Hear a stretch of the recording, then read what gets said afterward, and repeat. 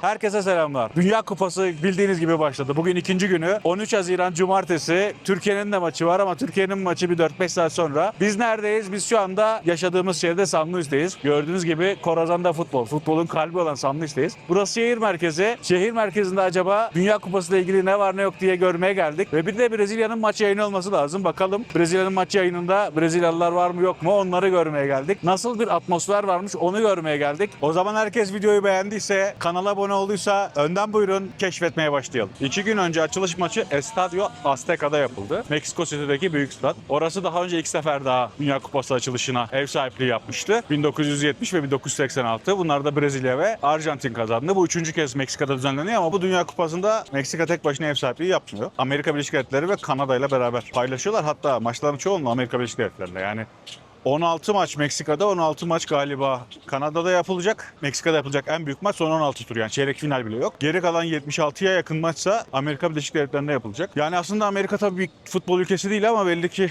onu futbol ülkesi haline getirmeye çalışıyorlar. Amerika Birleşik Devletleri'de maçı oynadı, bayağı da kalabalık bir seyirci önünde oynadı. Özellikle batı tarafında. Biz de orada oynayacağız. San Francisco'da oynayacağız. Açılış töreninde de biliyorsunuz yine Shakira vardı. Shakira bu arada Piqué'den daha fazla Dünya Kupası'na katıldı bu Dünya Kupası ile birlikte. 4. oldu. Yani bu şarkı da güzel. Fena değil, ben Dünya Kupası şarkısını da beğendim. Ama hiçbiri herhalde 2006'yı geçmez. Ben bilmiyorum, artık o zaman daha küçüktük. Onun etkisi midir bilmiyorum ama o şarkının yeri bende bambaşka. Hips Don't Lie ya da Bambo. Hiçbir şarkıyı onun üzerine koymuyorum Dünya Kupalarında. Tabii bizim Dünya Kupası'ndaki en iyi şarkımız da tartışılmaz zaten. En son şarkımız 2002 yılındaki Tarkan'ın Bir Oluruz Yolunda şarkısı. Ve biz de tabii ki bu arada seyahatlerimiz olacak. Gideceğiz. Bugünkü Avustralya maçına maalesef gidemedik, Kanada'da. Hem uzak hem de biz San Francisco'daki Paraguay maçını tercih ettik. Orada olacağız. Önümüzdeki Perşembe günü. Tabii şu anda gördüğünüz gibi burası gündüz. Yaklaşık bir 9-10 saatlik fark var. Ben bu çekim yaparken siz sabahki maça uyanmak için yatıyor olacaksınız. Ve bu videoyu da bizim maçımızdan sonra yayınlayacağım. Yani pazar günü bunu izlemiş olursunuz. Dediğim gibi San Francisco'ya gideceğiz. Oradaki atmosferi çekeceğiz. Onları da anlatacağız. Hem maçı hem maç önünü o şansı kullanarak ayrıca San Francisco'yu da çekmiş olacağız. Heyecanlı olacak. Yani bir iki Türklerin WhatsApp grubuna girdim. Maç için hazırlanan. Yani yaklaşık şu anda WhatsApp gruplarında 1000'e yakın kişi var. Herkes bir tarafta organizasyon yapmaya çalışıyor. Eminim eğlenceli olacak. Yani otelin önünden başlayan takımı destekleme, maç önünde yine stadın önünde organizasyon, buluşma planlamaya çalışıyorlar. Biz de tabii ki onlara katılacağız. Onun dışında ne yapacağız? Bu arada şeye geldik. Ekrana gitmeye çalışırken böyle bir fan zone'a geldik. Ama tabii bu FIFA'nın official fan zone'u değil. Bu Meksika San Luis Potosí Belediyesi'nin aslında çocuklar için yaptığı bir fan zone. Daha çok çocuklara yönelik ve zaten gördüğünüz gibi hep çocuk var. Burası bunu güzel yapıyor. Bilmiyorum Türkiye'de böyle şeyler var mı? Ben 2002'de hani küçüktüm ve böyle bir şey hatırlamıyorum. Daha önce Avrupa Şampiyonalarına gittiğimizde de böyle bir şey hatırlamıyorum. Ama burada böyle bir şey var. Böyle bir gelenek var. Bu meydan ne zaman önemli bir etkinlik olsa, şehir meydanı bu şekilde dolduruluyor belli başlı şeylerle. Ve çocuklar, insanlar gelip burada zamanlarını geçiriyorlar. Güzel, şöyle kocaman bir top var. Şöyle kocaman bir top. Zaten şehrin meydanı çok güzel. Bakın şöyle bayağı tarihi, koloni döneminden kalan bayağı tarihi şeyler var, görüyorsunuz. Şurada çocukların oyun oynadığı bir yerler var. Burada çocuk. Yani genel olarak güzel bir aktivite alanı çocuklara futbolu sevdirmek için.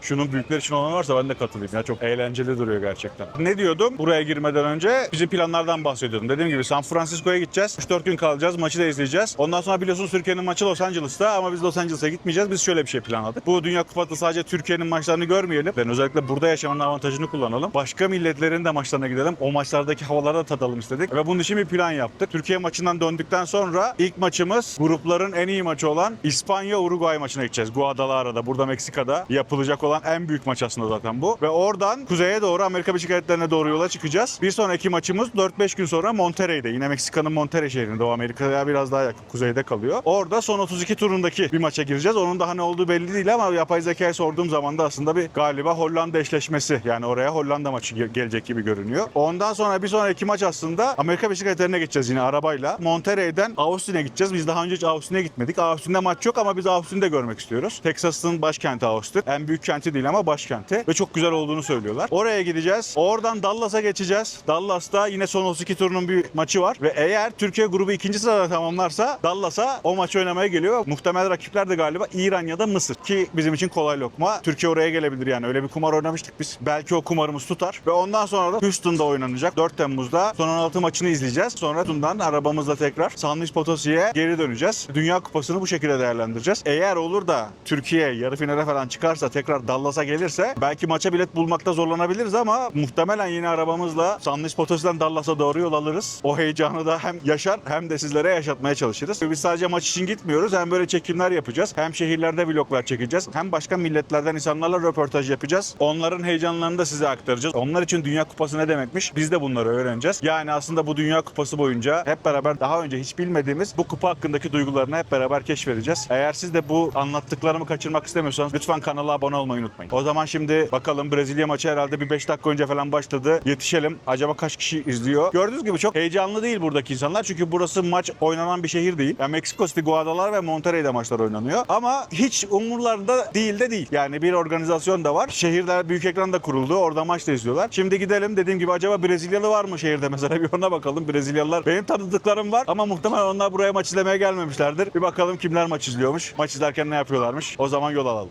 3 tane meydan var aslında bu şehirde. Böyle birbirine çok yakın yürüyerek. 3 meydanda değerlendirmişler. 3 meydana da farklı bir şey kurmuşlar. Şurası şehrin ana katedrali. Ana katedralin yanında ise tiyatro binası var.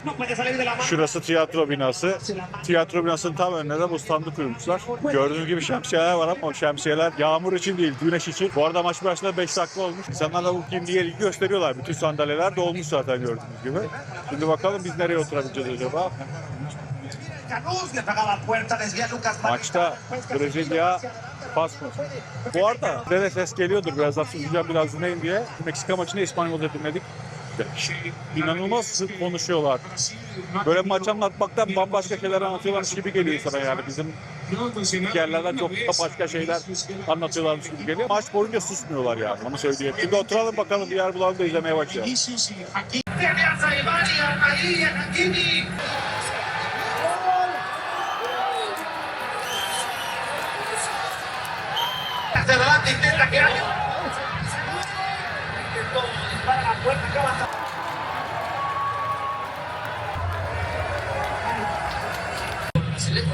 Correcto.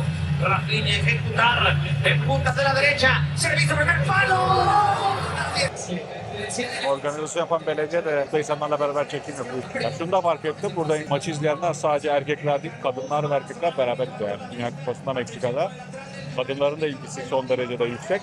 Zaten açılış maçında Meksikalılarla beraber izlerken de onu görmüştük yani. Bayağı takip ediliyor, heyecanlanılıyor, tepki veriliyor.